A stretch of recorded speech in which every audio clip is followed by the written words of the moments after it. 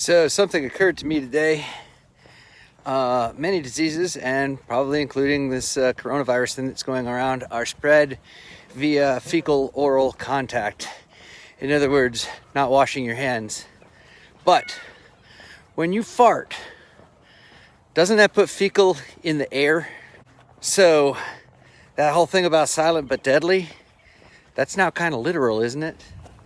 So a few weeks ago at the beginning of this, I was complaining about people misusing the PPE and the masks, saying that they're wearing masks when they're not actually sick. And you wear a mask when you're sick to keep from spewing it onto others. Well, that's still true, but it appears that the thought process on this has changed a bit. Standard convention on this now seems to be, since you can have this thing for a couple of weeks without showing any symptoms of it, maybe we should all just wear the masks anyway, just in case.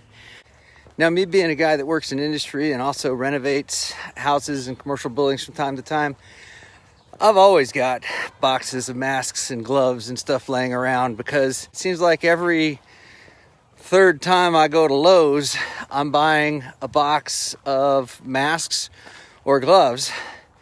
And as a result, I've got a bunch of partial boxes of these things in the garage, which is a damn good thing right now, because if you go to any vendor, good luck getting any masks or gloves.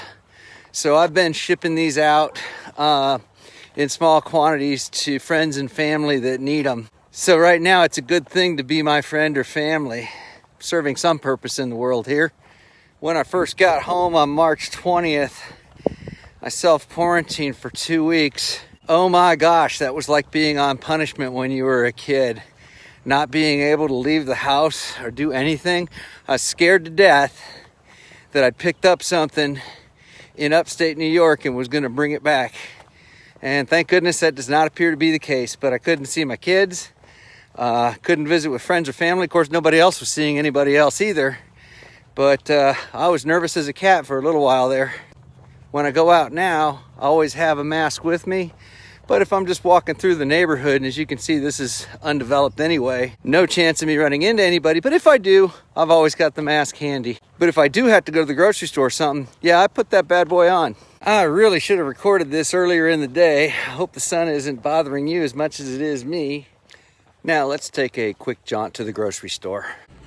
We've got some laundry detergent going on. There's actually some paper towels now. There's actually a handful of toilet paper rolls now. Not completely stocked, but getting there. And even the meats, for the most part, seem to be back. So it appears that the hoarders have settled down somewhat. My personal opinion is that's probably because they've run out of garage space. Believe me, if we do deteriorate into a condition where we're living like this, and frankly, it would be kind of cool to be able to dress like that and it'd be normal, right? If it deteriorates to that, toilet paper is going to be the least of your worries. I think just getting food will be the thing that drives us most. Now, there are going to be a lot of new normals when we get to the other side of this thing. For instance, these plexiglass shields that are up in front of cashiers now, I think that's going to be permanent. I'll make a prediction that we see some cottage industry grow out of this, where people are now making those and selling them to various places as a full-time business. Those of you that have had to venture out, make the occasional trip to the grocery store, have you seen the signs that say limit 1 per customer? I kind of hope that those remain up as a new permanent thing, a new normal. You're like, but America, I should be able to buy whatever the hell I want. And you buy in such excess that you're depriving others of the bare minimum that they need. You're providing more than what you need at the cost of somebody else's well-being. And shame on you for it. If that part of your brain or heart does not work, then yeah, we need a rule to keep people like you in check. I would hope that if you took a minute to think about it, that part of your humanity would kick in and you would go, wait, I actually don't need a garage full of toilet paper, do I? No, you don't. So yeah, I'm all for a new rule that says unless you own a hotel or a very large restaurant, 1 pack of toilet paper for you. So take care of your own house, for sure. But don't do so at the cost of somebody else's well-being. Come on. I do notice that the handful of silly people that are out there still dealing in cash are doing it in a peculiar manner. They're now handing the cash to each other back and forth like it's a dirty diaper, or similar to like how a man will hold his wife or girlfriend's purse. You know, like they don't actually really want that. So I'm like, you know, holding it with just these 2 fingers isn't gonna stop this thing from passing. Why are you using cash? Now, I don't know what's going on in your life, you silly person, but you should really consider getting a bank account and a debit card and abandoning cash, at least for the time being, okay? And people don't seem to know how gloves work either. Have you seen this guy? What a freaking idiot. Are you kidding me with this? Now the gloves are offering some 2-way protection, right? So like when a doctor comes in to examine you and he does that thing, you know the one I'm talking about. Just try to relax. Yeah, that, especially if you're a guy over 50. That's suddenly not funny anymore. For those of you that are balling up the gloves and just leaving them in the parking lot at Walmart or Price Cutter or Publix, again, what the f wrong with you? Because now you're not just littering, you're leaving a biohazard in the parking lot. I wish I could catch one of these people doing this.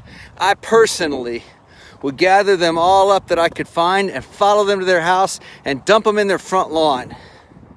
No, I won't do that either because that's a crime. But really, you deserve to be slapped. Truly. I know that we live in a society, particularly here in the United States, where it's all about me.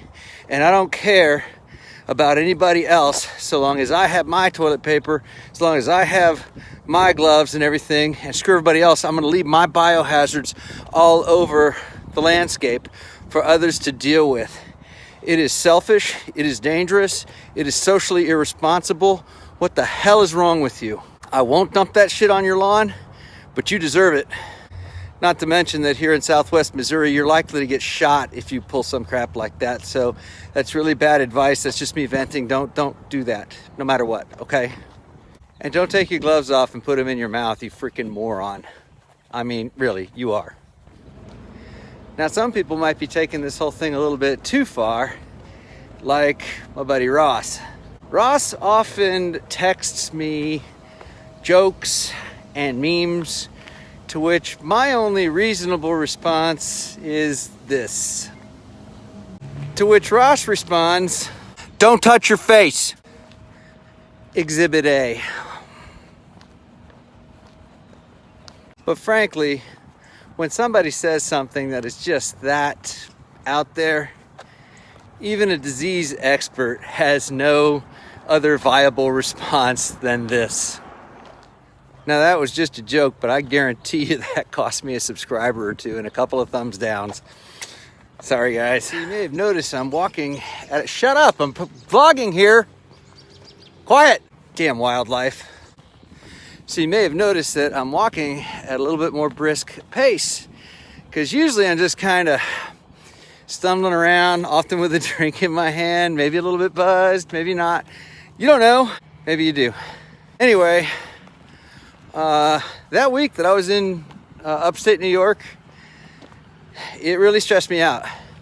Midweek, I put up a video where I was half joking about having to change hotels. The fact of the matter is, I was flat worried. I was worried about getting home. I was worried about getting sick, worried about getting other people sick.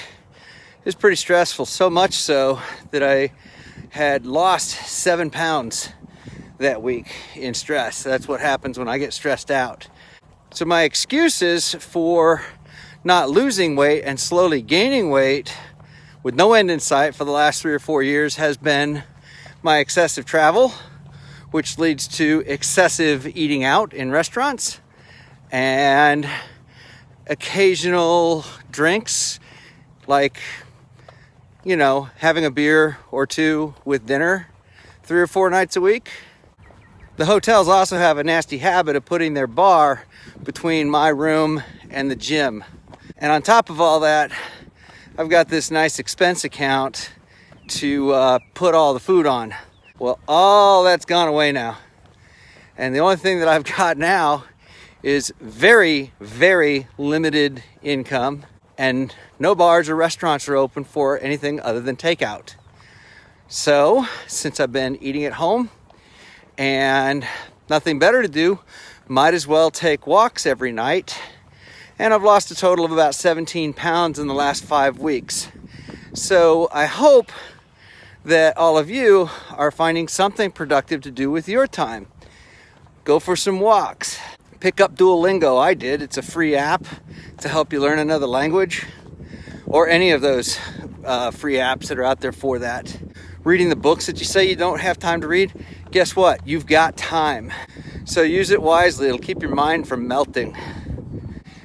Of course, the big question on everybody's mind is, how long is this going to last? Because just in the last day or two, they've been making noises about, oh, we're going to start reopening, even though some people refuse to close. Looking at you, Governor of North Dakota. Really? Now, I don't have a crystal ball any more than the next person, but I can tell you what my personal hopes are. I hope it lasts just long enough for me to lose another 20 pounds, but not so long that I have to file bankruptcy. And I hope that's true for all of us. My heart goes out to every one of you. I know we're all struggling, and I know you got to take care of yourself before you can help others. Just like, you know, when the plane's going down, you put on your mask first and then help the person next to you. Take care of yourself. But 2 things. 1, don't take care of yourself at the cost of the person next to you. And 2, once you've taken care of yourself, take the time to help the person next to you. We're all in this together, guys, okay? Peace out. Love you all.